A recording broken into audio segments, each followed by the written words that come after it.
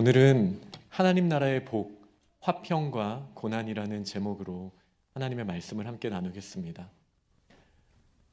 저희는 그리스도인입니다. 그리스도인이라는 이 단어를 들었을 때 어떤 생각이 드시나요? 예수님의 사람이라는 뜻이잖아요. 저희를 보면서 사람들이 예수님의 향기도 맡고 참 하나님 나라가 저렇게 풍성하고 아름답구나, 이렇게 드러낼 수 있는 사람들을 우리가 그리스도인이라고 하지 않습니까? 그러나 이제 저희 자신을 바라봤을 때에도 저희가 그리스도인이라는 단어를 그렇게 받아들이고 있는가 한번 생각해 봐야겠죠. 세상은 어떻습니까? 세상은 그리스도인들을 어떻게 바라봅니까? 제가 지난번 실로암 설교 때 잠깐 나누었던 이번에 설문조사한 내용을 보니까 종교에 대한 인상, 이런 통계를 보니까 어쩜 그렇게 기독교에 대한 부정적인 단어들을 많이 떠올리는지, 다 저희가 부족하기 때문이죠. 우리가 말씀대로 살지 못하고 하나님 나라가 무엇인지 제대로 보지 못하고 또 머리로는 안다 할지라도 우리 여전히 이 마음속에 살아있는 옛사람의 그 성정을 이겨내지 못하는 우리 때문에 그리스도인이라는 이 아름다운 단어가 세상에서 왜곡되어 전달되는 것 아닌가, 이런 생각을 해보게 됩니다. 세상이 바라보는 우리들의 모습은 어떤 모습일까요? 그리고 우리가 스스로 우리를 바라보는 모습은 어떤 모습일까요? 저는 먼저 십자가에 대한 이야기를 하려고 합니다. 예수님께서, 하나님의 아들이신 예수님께서 하나님을 대적하였던 우리들이 하나님 안에서 다시 평강을 누리게 하시고자 하나님과 화평을 이루게 하시기 위하여 십자가를 지셨습니다. 오늘 본문에 화평케 하는 자는 복이 있나니 그들이 하나님의 아들이라 일컬음을 받을 것이다, 이렇게 말하고 있는데요. 바로 예수님께서 그런 하나님의 아들이시지 않았습니까? 우리로 하나님 안에서 화목해 하시기 위하여 그분은 대가를 지불하셔서 완전한 평강을 이루셨습니다. 그런데 그 십자가에서 예수님이 하셨던 일들을 저희는 기억해야 합니다. 너무나 모욕을 당하셨죠. 로마 군인들이, 그 양치도 잘 하지 않았던 그 사람들이 예수님께 침을 뱉었습니다. 예수님의 옷을 다 벗겼었고 또 예수님의 옷을 찢어 나눠 가졌죠. 그리고 그분을 모욕하는 말을 쏟아내고 비난하고 조롱하고, 이런 일들이 반복되었습니다. 저희가 이제 한 가지 놓치고 있는 부분이 있습니다. 예수님이 어떤 분이시죠? 온 땅을 창조하신 분이시고 사실 그분에게는 전지, 전능, 전선이 있으시기 때문에 그분이 원하시는 일은 그냥 일어날 수 있다라는 사실이에요. 아무리 로마 군인들이 그분을 못으로 십자가에 박았다 할지라도 그분이 원하시면 정말 놀라운 일들이 일어날 수 있습니다. 제가 예전에 중고등학생들 데리고 수련회를 할 때, 그때 이제 집회 때 이런 말씀을 나눈 적이 있어요. 그리고 종종 이런 표현들을 쓰기도 합니다. 만약에 저희였으면은 어떻게 했겠습니까? 그 십자가 위에서 저라면은 이렇게 했을 것 같다라고 그때 아이들한테 이렇게 말을 했었어요. 뭔가 하나님의 뜻을 우리가 펼쳐나가기는 해야 되는데, 순종해야 되긴 하는데, 이 마음속 한켠에 분노가 있잖아요. 그리고 내가 어떤 존재인지 드러내고 싶잖아요. 그래서 저는 조금 화려하게 응징해주고 싶은 마음이 어렸을 때부터, 성경을 볼 때부터 좀 있었습니다. 이럴 때는 슬로우 모션이 좀 필요합니다. 못이 천천히 저에게서부터 빠져나와야 돼요. 그리고 천천히 적당한 높이로 하늘로 솟아올라야 됩니다. 그리고 저를 모욕하고 저에게 침을 뱉었던 사람들을 손가락으로 조종하기 시작하는 것이죠. 그들을 돌리기도 하고 몸을 펼치기도 하고 그들의 옷을 벗기고 찢기도 하고 온갖 위협을 가한 다음에 내가 터트릴 수 있지만 내가 할 일이 있어서 참는 거야. 그러니까 너도 적당히 하자 라고 위협을 한 다음에 다시 이제 십자가로 돌아가는 이런 모습이 아마 제가 할 수 있는 선이지 않았을까라고 생각을 해봅니다. 어떠세요? 억울한 일 많잖아요. 말도 안 되는 일들이 세상에 일어나잖아요. 우리가 그리스도인으로서 산다라고 했을 때 수많은 불이익들이 저희들 앞에 있을 것입니다. 그러면서도 제가 봐도 억울한 일들이 세상에는 많이 일어나는 것이죠. 그럴 때 저희들은 어떤 선택을 하고 있습니까? 엘리야는 어땠어요? 아하시아 왕이 난간에서 떨어진 다음에, 그거 되게 아프거든요. 높은 데서 떨어지는 거. 난간에서 떨어진 다음에 이제 그가 얼마나 살 수 있을지 궁금했어요. 그래서 이제 이방 신하에게 막 물어보라고 애들을 보냈는데 엘리야가 이 사실을 듣고 이스라엘에 참 하나님이 없어서 지금 이방 신에게 묻느냐라고 물어보고 이렇게 이야기를 하고 이제 그가 죽게 될 것이다 라는 이야기를 합니다. 그러자 이제 아하시아가 50부장과 함께 50명의 군사를 인솔한다는 뜻이잖아요. 이제 엘리야를 찾으러 이스라엘 산지에 보냅니다. 그때 엘리야는 마음에 두려움이 있었어요. 왕이 무섭잖아요. 다 죽어가는 왕이 자신을 기분 나쁘게 한 나를 어떻게 할지 어떻게 알아요? 그러니 엘리야가 어떻게 했습니까? 이거 한 거예요. 이거 못 뽑아가지고 하늘로 뛰어 오른 거예요. 성경에 나오는 하나님의 사람들이라고 해서 그 모습, 모든 모습이 우리의 모델이 되어서는 안 됩니다. 엘리야는요, 내가 하나님의 사람이거든 이라고 말한 다음에 하늘에서 불이 내려서 너희를 태워버릴 거야. 이 분노를 2번이나 쏟아냅니다. 이게 그리스도인이 할 일인가요? 두려움에 사로잡혀서 자신에게 있는 이 능력을 가지고 나의 분노, 나의 두려움을 어떻게 좀 어루만져 주기 위하여 힘을 막 사용하는 것. 이 모습이 이제 열왕기하 1장에 나와 있습니다. 저는 저희 그리스도인들이 그런 시간들을 예수님이 승천하신 이후에 너무나 긴 시간을 그렇게 보내온 것 아닌가라고 지금 저의 삶을 포함해서 한번 자문해 봤습니다. 엘리야의 제자 엘리사는 어땠어요? 그 엘리사에게는 컴플렉스가 있었거든요. 머리숱이 좀 없었던 것 같아요. 여리고 지역에서 베델로 올라가는 그 길 가운데 한 마을에서 어린아이들이 짓궂게 이 엘리사를 놀렸습니다. 그 컴플렉스를 가지고 성경에 기록된 대로 제가 말씀드리자면 대머리여 올라가라, 이 말을 한 거예요. 얼마나 부적절해요, 어린애들이. 엘리사가 어떻게 한 줄 아세요? 다시 이것도 한 거예요. 엘리사가 불러서 숲에서 암콤 2마리가 나와서 어린아이 42명을 찢어 죽입니다. 이게 말이 됩니까? 우리 안에 이 마음이 깊은 곳 어딘가에 숨어 있다라는 거예요. 엘리야도 엘리사도 그랬듯 우리가 우리의 십자가를 지고 이 땅에서 하나님의 영광을 드러내야 되는데요. 저희들이 예수님의 이름으로 잘못했던 게 너무나 많아요. 십자군 전쟁 말씀 안 드려도 잘 아실 거예요. 십자군 전쟁이 뭐 어떤 의도로 시작했든 결국은 어떻게 됐습니까?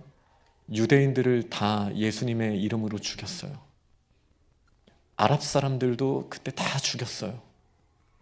그래서 아랍 사람들과 유대인들은 십자가만 보면 우리 조상을 죽이고 나의 모든 것을 빼앗고 나를 괴롭힌 나쁜 상징으로 남아있는 거예요. 그 사람들에게 복음을 전하는 일이 얼마나 어렵게 되었습니까? 이것이 우리가 그리스도인이라는 이름으로 해왔던 일들이에요. 뭐 비단 그런 일뿐이겠습니까? 우리가 하나님의 일을 하다 보면 합당하지 않다라고 생각하는 여러 일들이 일어나죠.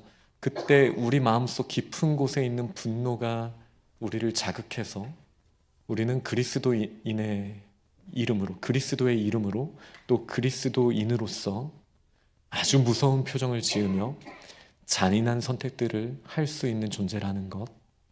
제가 굳이 역사를 꺼집어내지 않더라도 우리 개개인의 삶 가운데 발견할 수 있을 거라 생각합니다. 그러나 예수님은 어떠셨어요? 대가를 지불하셨어요. 이 샬롬이라는 말, 세 가지 의미가 기본적으로 있습니다. 첫 번째, 평강입니다. 우리가 알고 있는 그 평강 그 자체입니다. 두 번째, 대가를 지불하다라는 의미가 있습니다. 지난주에 저희가 긍휼히 여긴다라는 점에서 대가를 지불하면서 우리가 대가를 치르면서 드러내는 사랑이라고 말씀을 드렸는데요.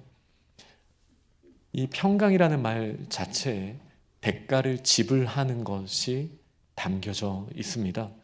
그리고 세 번째로는 완전한이라는 의미가 이 샬롬이라는 단어 어근에 있습니다. 예수님은요, 십자가 위에서 하나님과 대적하였던 우리에게 완전한 샬롬을 허락하시기 위하여 지불하셨어요. 대가를 지불하셨어요. 근데 그 대가를 지불하신 것 중에 저희가 팔복을 통해서 계속 복음을 나누었는데 그 주제에 맞게 제가 말씀을 드린다면 자기 의를 내려놓고 하나님의 의를 위하여 자신의 모든 것을 희생할 수 있는 대가를 지불하신 거예요. 우리 예수님 모든 능력이 있으신 분이시잖아요. 아마 저희들에게 지구를 폭발시킬 수 있는 이 버튼이 있었다면 여러분 정말 여태까지 안 누르고 버틸 수 있으셨겠습니까? 저는 이미 초등학교 때 아마 지구 멸망을 시켰을 거예요.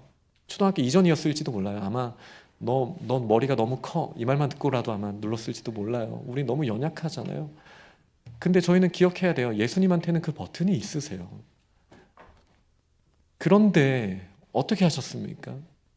자기 의를 기준으로 다른 사람들과 비교하면서 힘에 의한, 알력에 의한 평화를 원했다면, 자기중심적인 평화를 원하셨다면 예수님은 십자가를 지실 수가 없었죠. 십자가가 무엇입니까? 내가 모욕당하고 내가 억울한 일 당하고 힘든 일이 있지만 그러나 더 큰 하나님의 나라를 위해 악으로 악을 이기는 게 아니라 선으로 악을 이기기를 붙드는 것, 이것이 십자가의 길을 가는 것이지 않습니까? 우리 예수님께서는 그 일을 이루신 분이세요. 그런데 저희 그리스도인들이 예수님이 가신 길과 정반대로 가는 경우가 생각보다 많더라. 평강의 왕이신 예수님이 원하시는 길, 나의 의를 내려놓고 하나님의 영광을 구하는 삶을 우리가 더딜지라도 돌아갈지라도 결단하며 매일매일 그 길을 구하며 살아가는 삶이 아니라 조금만 내 마음에 안 들면 우리가 그리스도인으로서의 정체성을 가지고도 우리가 얼마나 끔찍해질 수 있는 삶을 살아왔습니까? 그러니 오늘 주신 말씀, 화평케 하는 자 복이 있다. 의를 위하여 핍박받는 자 복이 있다라는 말씀이 이 시대를 살아가는 저희 그리스도인들에게 다시 예수 그리스도께서 우리의 눈을 마주하시고 우리에게 다시 주시는 명령이라고 우리가 믿고 오늘 말씀을 받을 수 있기를 원합니다. 저는 이 본문을 준비하면서 이삭이 떠올랐어요. 이삭은요, 하나님의 약속의 아들이잖아요. 아브라함에게 약속을 해주셔서 하나님의 약속이 얼마나 아름답게 성취되었는지를 보여주는 인물이에요. 그렇게 힘들게 태어났으니 이삭이 꽃길만 걸어야 될 것 같은데, 그러한 이삭이 사는 세상에도 흉년이 오더라고요. 이 흉년이 들자 하나님께서 아셨어요. 이삭이 또 아빠 아브라함처럼 이집트로 가고 싶어 하겠구나. 말씀하세요. 이집트에 가면 안 돼. 약속의 땅으로 아브라함을 불러주시고 이삭도 그 약속의 땅 안에 있어야 되지 않습니까? 그런데 그 약속의 땅의 경계선까지 이삭이 가게 됩니다. 그랄이라는 곳이에요. 이 땅은 나중에 블레셋 사람들의 땅이 되기 때문에 이제 블레셋이라고도 불리우는 땅이 됩니다. 이 그랄 땅의 왕들을 우리는 아비멜렉이라고 부릅니다. 마치 이집트에서 바로를 왕의 개인 이름이 아니라 왕이라는 호칭 대신에 우리가 바로라고 부르는 것처럼 이 그랄 땅의 왕들은 아비멜렉이라고 부르게 되는데, 이 아비멜렉 밑에 이삭이 피해 가는 거예요. 큰 중년의 때에 힘든 상황이잖아요. 그런데 이 이삭에게 두려움이 있었어요. 원래 내가 무언가를 가지고 있으면 이것을 빼앗길 수 있다라는 두려움이 사람에게는 있잖아요. 그 두려움으로 이삭은 아버지가 했던 실수를 다시 저지르게 됩니다. 우리가 지난주에 마음이 깨끗한 사람은 우상을 세우지 않고 거짓말을 하지 않는다, 이 말씀을 나눴는데요. 이삭은 거짓말을 해요. 어떻게 거짓말을 합니까? 자신의 아내 리브가가 너무 이뻐서 이 하나님을 모르는 그랄 사람들이 자신을 죽이고 리브가를 데리고 갈까봐 리브가가 자신의 누이라고 말을 하게 되는 거예요. 그리고 언젠가는 드러날 수 있는 일이 어떤 사건으로 드러나게 되냐면, 이 이삭이 리브가를 껴안습니다. 이 장면을 아비멜렉이 본 거예요. 아니, 누이를 저렇게 껴안을 순 없을 텐데 이렇게 생각을 했겠죠. 그리고 그 상황 가운데 아비멜렉에게 옛날에 아팠던 기억이 납니다. 이게 똑같은 아비멜렉인지 아니면 아비멜렉의 또 그 다음 때 아비멜렉인지는 성경이 말하고 있지는 않으나, 그 전 아브라함이 나타났을 때 일어났던 사건이 너무나 충격적이었기 때문에 이 그랄 사람들에게는 마땅히 기억할 만한 일이었을 거라 생각합니다. 아브라함이 똑같은 실수를 했을 때 그때 하나님이 아비멜렉의 꿈에 나타나셔서 아브라함이나 사라 건들면 내가 끝장내 버릴 거야 라고 경고를 강력하게 하시거든요. 그리고 그 사건 때문에 이 그랄 땅의 여인들이 더 이상 아이를 낳지 못하도록 태를 닫아버리시는 일이 있었어요. 아브라함의 거짓말에서부터 이 모든 게 시작된 거예요. 왜냐하면 사라를 아내로 삼으려고 했었거든요. 이 사건을 기억하고 있기 때문에 아비멜렉은 그 아들 이삭과 리브가가 껴안고 있는 모습을 보면서 이것도 뭐야? 이렇게 이제 대화를 하게 되는 거예요. 그러면서 한 번 너무나 크게 되었기 때문에 오히려 이삭을 두려워하면서 더 존중하고 또 잘 대해주는 모습이 창세기 26장 앞에 나옵니다. 그러나 여전히 흉년의 때였어요. 그런데 어떤 놀라운 일들이 일어나냐면요, 이삭에게는 100배의 결실이 맺혀지게 됩니다. 이상한 일이죠.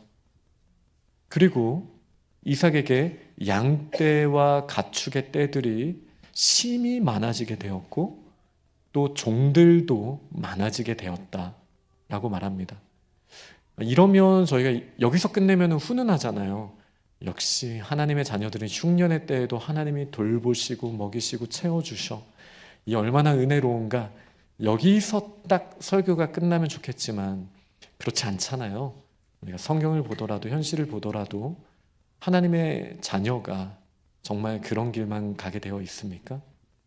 이 문장이 연결됩니다. 많아졌기 때문에 100배의 소출을 얻게 되었기 때문에 그랄 사람들이 이삭을 시기하게 되었더라. 이게 인생이죠.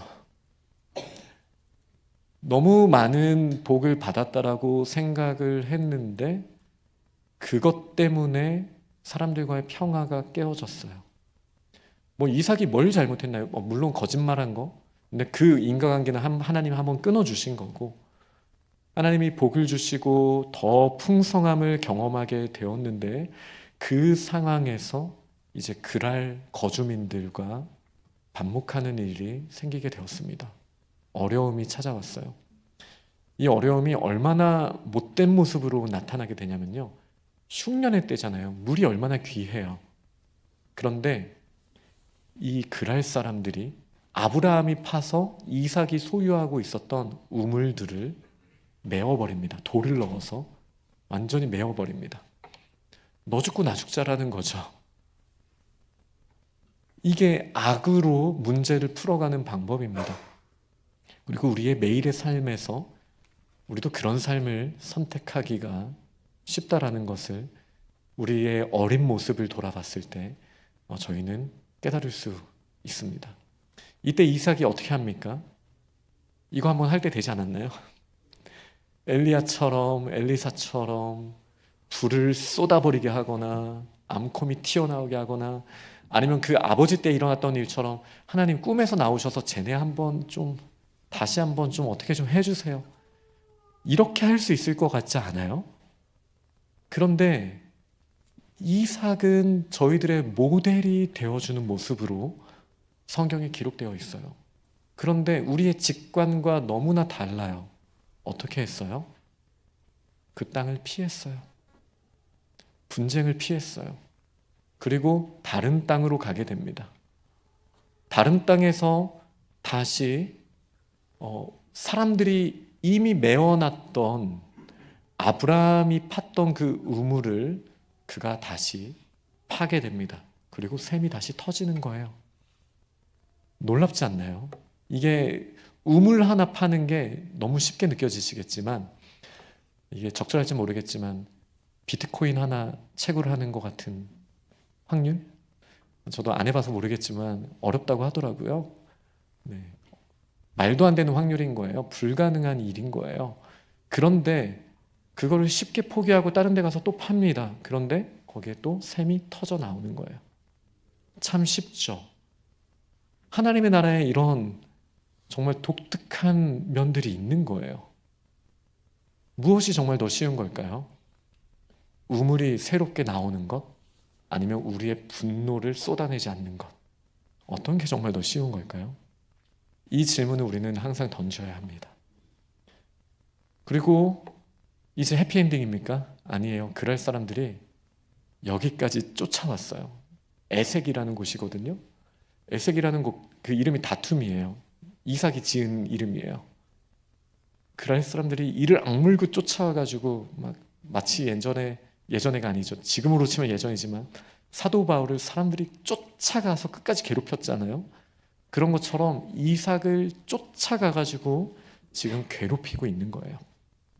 그 모습이 성경에 기록됩니다. 그때 이제 이삭이 어떻게 했을까요? 내가 저번에는 참았지만 내가 누군지 알아? 할 때 되지 않았나요? 이제 하늘을 열어서 불을 쏟아낼 때가 되지 않았나요? 아니에요. 이삭은 그 곳을 내버려 두고 이제 새로운 곳으로 가게 됩니다. 이곳은 시팀이라는 곳이에요. 이 시팀도 이제 뭐 분쟁, 다툼 이런 의미를 가지고 있습니다. 이 이름에서부터 우리가 알 수 있겠죠. 그랄 사람들이 시팀까지 쫓아왔어요. 거기에서도 이삭이 우물을 팠을 때 또 우물이 터졌거든요. 말도 안 되는 일들이 계속 일어나고 있는 거예요. 그런데 이 사람들이 쫓아와서 여긴 내 땅이야, 이거 내 우물이야, 이렇게 말하고 있어요. 이삭은 또 곰을 부르거나 이런 일들을 하지 않고 그 땅을 내버려 두고 다른 땅을 향해 또 갑니다. 또 간 거예요. 그리고 그곳에서도 사실 이삭이 힘든 건지 이삭의 종들이 힘든 건지 모르겠는데 종들을 시켜서 또 우물을 팝니다. 그리고 우물이 터져 나오는 거죠. 말도 안 되는 일들이 반복적으로 일어난 거예요. 그리고 이곳의 이름은 르호봇입니다. 이 르호봇은 라합과 어원이 똑같거든요. 넓다라는 뜻이에요. 넓다. 하나님께서 나의 지경을 넓히셨다라는 이름으로 이 르호봇의 명칭을 이제 정하게 됩니다. 이곳까지는 그랄 사람들이 쫓아오지 않았어요. 아무리 머리가 나빠도 이런 사람 건드리면 큰일 나겠다라는 두려움이 이 정도 되면 오게 되는 거예요. 엄청난 두려움이 그들에게 찾아왔을 거예요. 뭔가 하기만 하면 놀라운 일이 일어나는 사람이야. 우리가 이 사람을 건드렸다가 어떤 일이 일어날지 모르겠다라는 생각이 아마 있었을 거예요. 그러면은 어떤 생각이 드세요? 이삭이 노력해가지고 남 좋은 일만 했구나, 이런 생각이 드시나요? 우리가 배경을 좀 생각해 봐야 돼요. 흉년의 때였어요. 사람들에게 물이 부족했고 먹을 것이 부족했어요. 이때 만약에 이삭이 그랄 땅, 원래 그 첫 땅에서 얻었던 100배의 수확과 그 우물들에 만족하는 삶을 살았다라면 이삭의 가문과 그 주변 사람들은 하나님 나라의 복을 조금 경험할 수 있었겠지만 흉년의 때에 다른 사람들은 어떤 삶을 살았을까요? 하나님의 방식은 우리가 이해할 수 없죠. 억울한 일들이 찾아오고 내가 도무지 알 수 없는 방법으로 내가 준비한 모든 것이 엎어져 버리는 느낌을 우리는 받을 수 있습니다. 화나요. 막 내가 어떻게든 내가 화났다라는 걸 보여주고 싶을 만큼의 일들이 우리 주변에 일어날 수 있어요. 그런데 온유하게 하나님의 통치하심을 인정하면서 선으로 악을 대했을 때, 믿음의 발걸음을 이삭이 했을 때 결국 메마른 땅에 생수의 강이 넘쳐 흐르게 됐다는 사실을 믿으시기 바랍니다. 수많은 사람들이 목마를 수 있었고 죽을 수 있었을 때 이 이삭의 수고와 이 이삭의 믿음으로 말미암아 많은 사람들이 그 덕을 보게 된 거예요. 저는 예전에 세상에서 가장 안 좋은 발명품이 뭐냐라고 했을 때 냉장고다라고 답한 내용을 보고 마음에 되게 와 닿았습니다. 그래서 제가 많은 것들을 잊어버리는 사람인데 이 내용은 아직도 기억이 좀 납니다. 옛날 사람들은요, 먹을 것에 대해서는 보관하는 데 한계가 있잖아요. 100배의 복을 받든 200배의 복을 받든 자신이 저장할 만큼만 저장하고 먹을 수 있는 만큼만 먹고 썩어질 정도의 양은 거래를 하든 나눠주든 나눌 수밖에 없었어요. 고기라고 생각해 보세요. 고기. 냉장고가 없어요. 막 코끼리를 잡았어요. 어떻게 하시겠어요? 그거 썩을 때까지 혼자 다 뜯어 먹으실 수 있겠어요? 안 되죠. 냉장고가 없는데 어떻게 해요? 동네 사람들이랑 나눠야죠. 함께 나누는 거죠. 그런데 저희가 나를 책임질 수 있을 거라고 생각하는 그것이 물질이든 먹을 것이든 무엇이든 우리가 차곡차곡 쌓아 올릴 수 있는 시스템이 생기면서부터 우리는 자기 의가 중심이 되는 세상을 살아가더라는 거예요. 이렇게 되면서 우리가 이제 그리스도인이라는 이 말을 어떠한 어려움도 경험하지 않고 사람들이 나를 다 이렇게 추앙해야 되며 그렇게 그냥 하나님 주시는 복을 내가 잘 누리고 사는 것이 그리스도인이다 라는 생각을 할 수 있다는 거예요. 그런데 진정한 그리스도인은 무엇입니까?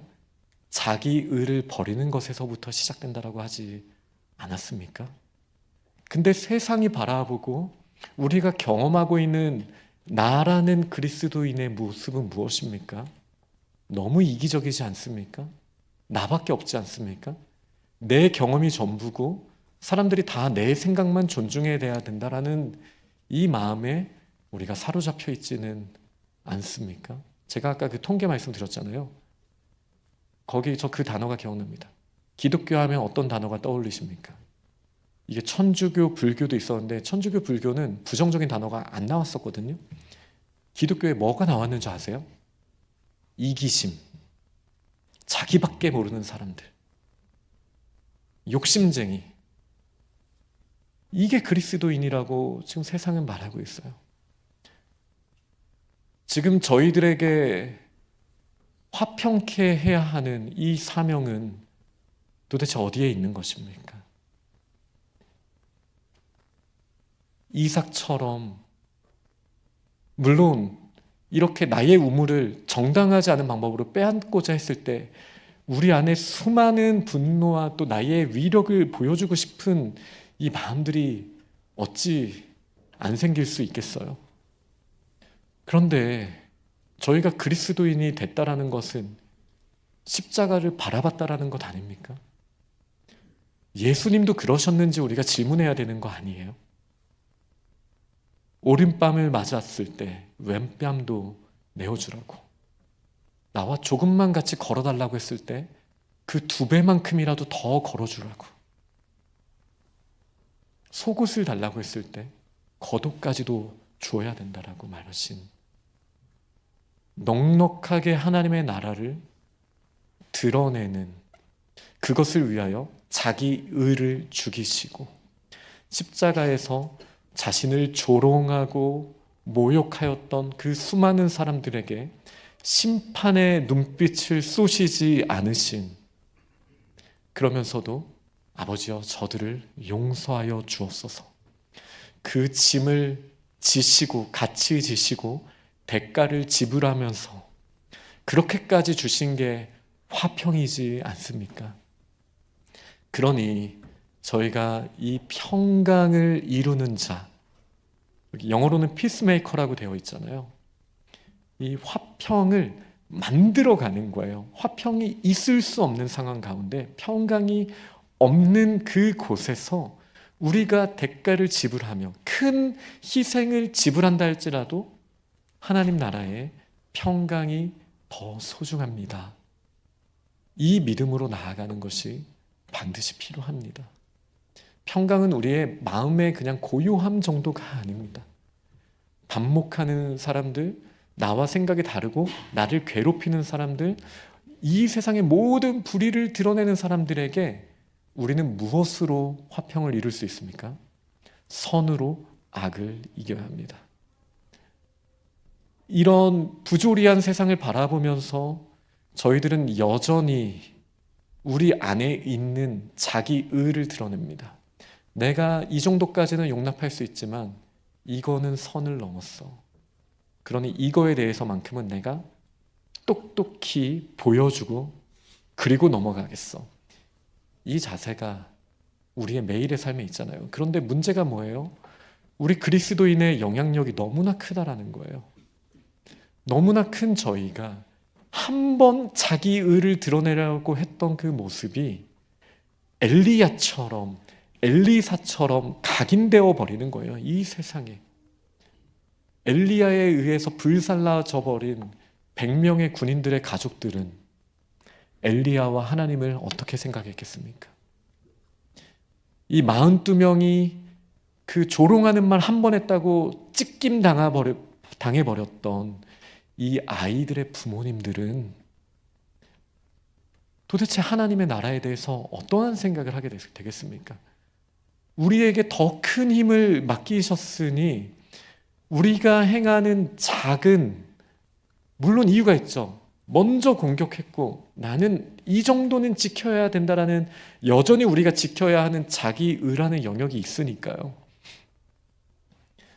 그런데 내 의를 지키겠다고 하다가 하나님 나라의 의가 왜곡되어져서 보여지고 하나님 나라의 참 사랑과 참 평강이 무엇인지 사람들이 알 수 없게 되었다라면 이 얼마나 슬픈 일입니까? 누가 복 있는 사람입니까? 자기 의를 무너뜨려야 합니다. 우리의 방법들이 다 있잖아요. 이런 악에 대하는 나의 방법, 응징하고 통쾌해지는 그런 방법들이 누구나 자신만의 방법으로 다 있잖아요. 그런데 정말 그렇게 하다 보면 하나님의 나라가 이루어질 수 있을까요? 우리가 이해할 수 없더라도 메마른 곳에 샘들을 터뜨려 주셔서 수많은 목마르고 가난한 자들에게 하나님의 풍성함을 넘겨주시기를 원하시는 아버지의 마음을 먼저 읽어야 되지 않겠습니까? 이삭에게 100배의 축복을 왜 하필 흉년의 때에 주셨겠어요? 너 자랑하고 다녀 이거입니까? 너 혼자 배부르게 먹어 이거이겠습니까? 흉년의 때에 주셨다라면 하나님의 사람이 그 땅 가운데 감당해야 되는 일이 있었기 때문인 것이죠. 로마서 8장 말씀을 보면요, 모든 피조물들이요 하나님의 자녀가 나타나기를 고대하고 있다라고 말하고 있어요. 왜요? 너무나 평강이 없고 그 땅 가운데 흉년과 온갖 더러움과 혼돈과 공허함만 가득 차 있는 그 땅 가운데 화평을 이루는 하나님의 자녀가 나타나기만 하면 하나님 나라의 회복이 일어나기 때문이에요. 흉년인 곳에 그리스도인이 더 필요한 거예요. 악마와 같은 이 사회 악이 더 많은 곳에 참된 그리스도인이 더 필요한 거예요.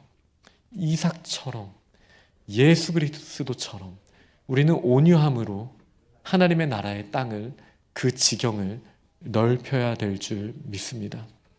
그렇기 때문에 이 화평의 대가를 지불한다라는 것은요, 당연히 고난을 받는 길과도 연결이 되게 되어 있어요. 왜요? 자기 의를 지키지 않는다라는 것은 내가 손해본다라는 거거든요. 세상의 관점으로. 그러나 예수님 뭐라고 하세요? 기뻐해라. 그게 손해가 아니기 때문에 기뻐하라는 거예요. 이삭은요, 결국은 브엘셰바까지 와서 하나님이 허락하시는 풍요로움을 더 경험하게 되었습니다. 그러나 자기중심적인 이 풍요로움 정도가 아니라 그랄 사람들이 이 브엘셰바 맹세의 우물 앞에 와서 뭐라고 고백을 합니까? 여호와 하나님께서 당신과 함께 하신다는 사실을 우리가 보게 되었습니다. 우리와 화친을 맺으십시다. 세상의 방식으로 이루어진 평강이 아니에요. 하나님의 아름다움의 품격이 유지되고 지켜졌을 때 그리스도인들이 손해볼 줄도 알고 이 세상의 악에 대하여 하나님의 방법으로 담대히 주눅들지 않고 하나님의 방식을 끝까지 붙들며 나아갈 때, 때가 되면 온 세상이 하나님의 역사하심을 보게 될 것입니다. 근데 왜 아직도 이 땅에 그런 일들이 안 일어나고 있습니까? 우리의 옛 성정이 여전히 들어가 있기 때문이지 않습니까? 혹시 우리가 지금 어떠한 고난도 안 받고 있습니까? 그렇다면 어쩌면 우리가 비겁해서 그런 거일 수도 있습니다. 항상 내가 고난받는다라고 생각하고 계시는 분이 혹시 계십니까? 이것도 잘못된 겁니다. 왜냐하면 예수님이 항상 고난만 받으신 건 아니거든요. 그 고난은 하나님의 나라의 의를 위한 고난이 아니라 마치 베드로서에 나온 표현처럼, 제가 한번 보고 말씀을 드릴게요. 베드로전서 4장 15절에 이런 표현이 있거든요. 너희 중에 누구든지 살인이나 도둑질이나 악행이나 남의 일을 간섭하는 자로 고난을 받지 말려니요. 내가 저질러 놓은 일 때문에 우리는 고난을 받는 거예요. 사실 대부분의 고난이 그런 거예요. 우리가 지금 그리스도인이기 때문에 고난받는 이유가 뭐예요? 그리스도인으로서 우리가 잘못한 일 때문에 고난을 받는 것이지, 이게 정말 하나님의 의를 위한 고난이라고 우리가 말할 수 있습니까? 그렇게 말하려면요, 하나님 나라의 의를 위해서 내가 고난받습니다라고 말하려면 나를 비워야 돼요. 자기 의를 무너뜨려야 돼요. 예수님처럼요, 십자가에서 그 더러운 침뱉음을 받고 온갖 모욕을 다 받으시더라도 저들을 용서하여 주옵소서. 우리가 거기까지 가야 의를 위하여 고난받는 거예요. 그러나 여전히 가정에서도, 우리 학교에서도, 일터에서도, 교회에서도 우리가 무서운 눈을 뜨게 되는 일들이 일어나고 있지 않습니까? 여전히 나의 의를 드러내면서 내 목소리를 내고 있기 때문에 이 땅 가운데 평강이 깨지는 걸 가지고 저희가 어떻게 주를 위하여 제가 지금 고난을 받고 있습니다라고 말할 수 있겠습니까? 그럴 수 없죠. 그러니 우리는 기본부터 다시 시작해야 돼요. 나의 의를 쌓아왔던 그런 부분들, 여기에는 소망이 없습니다. 무너뜨려야 돼요. 예수님이 십자가를 지셨던 것처럼 그 십자가에서 모든 억울한 일들을 다 감당하시면서도 선을 행하기를 주저하지 않으셨던 것처럼, 이삭이 묵묵히 최선을 다해서 우물을 계속 팠던 것처럼 우리도 그 길을 가야 되는 거예요. 그 길이 고난이죠. 어렵죠. 근데 기쁨의 어려움이에요. 마치 최고 수준에 있는 운동선수가 불편한 그 회복의 과정, 냉탕에도 들어가잖아요. 얼마나 불편해요. 얼마나 운동을 많이 합니까? 고난이죠. 어려움이죠. 그러나 아름다운 목표를 위한 고난은 기쁜 상이 기다리고 있는 거예요. 우리가 하나님의 자녀로서 얻게 되는 고난도 그런 영예로운 고난이에요. 부끄러운 고난 말고요. 부끄러운 조롱 말고요. 그런 인과관계가 있어서라도 저희가 너무 악에 대하여 악으로 부딪히지 않아야 되겠지만, 사실 하나님께서 말씀하시는 거는 이삭처럼 인과관계가 없을지라도, 너무나 억울할지라도 하나님의 방법으로, 사랑으로 그와 다시 대화를 해보고 그를 품어주고 내가 할 수 있는 최선을 다하는 것, 이것이 사실 오늘 본문뿐만 아니라 지난 팔복을 나누면서 하나님의 나라에 대해서 저희에게 주신 참 복의 핵심이라고 저는 생각합니다. 말씀을 맺겠습니다. 8가지 복을 말씀하시면서 3인칭으로 다 말씀하셨어요. 심령이 가난한 자는 복이 있나니 천국이 그들의 것이며. 그런데요, 오늘 팔복을 끝낸 다음에 예수님이 총정리를 하시면서 뭐라고 하셨냐면요, 11절에 보니까요, 11절 말씀 저희가 한번 같이 읽으면 좋겠는데요, 한 목소리로 11절을 함께 읽겠습니다. 시작. 나로 말미암아 너희를 욕하고 박해하고 거짓으로 너희를 거슬러 모든 악한 말을 할 때에는 너희에게 복이 있나니. 아멘. 갑자기요, 예수님의 시선이 우리를 향하는 거예요. 그리고 이게 너희에 대한 이야기야. 그들이 아니라 너희에 대한 이야기라고 1대1로 지금 저희에게 주시는 말씀이에요. 그런데 나의 의 때문이 아니라 예수 그리스도의 십자가의 그 의, 예수 그리스도로 말미암아 우리가 박해를 받고 있습니까? 그런 일들 사실 여태까지 별로 없었잖아요. 예수님이 십자가 지셨던 것처럼 바보처럼 손해보면서 하나님의 나라를 위하여 최선을 다하고 다른 사람들을 품어주고 세워주고 희생하고 낮아지고 섬기는 자의 자리에 갔던 그 어려움 때문에 우리가 박해당하고 욕을 받고 있냐고요. 만약에 그렇다면 저희는 기뻐할 수 있습니다. 이게 가장 큰 복이에요. 우리는 예수 그리스도를 닮아가 있고 그리스도인이라고 불릴 만큼 합당한 삶을 살고 있기 때문입니다. 그리고 그 하나님의 상속자답게 하나님의 나라가 약속하신 영원한 곳에서 뿐만 아니라 이곳에서도 그러한 사람들을 통하여 이미 확장되고 있기 때문에 우리는 기뻐하고 즐거워할 수 있습니다. 그러니 우리가 받는 박해와 어려움을 예수 그리스도를 위한 고난이었다라고, 정말 나를 속이는 말 말고 누가 보더라도 그렇게 말할 수 있는 예수님과 이삭을 닮아간 삶을 우리가 결단할 수 있기를 원합니다. 나의 의를 버립시다. 그리고 하나님의 의를 위하여 우리가 믿음의 길을 나아갈 때 서로를 격려하고, 나한테 조금 손해가 된다고 나를 참 마음을 긁는, 참 힘들게 하는 사람이라고 해서 우리가 세상의 방법으로 대할 것이 아니라 예수님이라면 어떻게 하셨을까? 예수님이 원하시는 지금 내가 선택해야 되는 화평의 길은 무엇일까? 예수님은 내가 어떤 대가를 지불하기를 원하실까? 여기에 너무 고민하지 말고 이삭처럼 순종하는 삶을 살아갈 때 메마른 땅에 마르지 않는 샘을 허락하시는 우리 하나님 나라의 풍성함을 경험하게 될 줄 믿습니다. 아멘.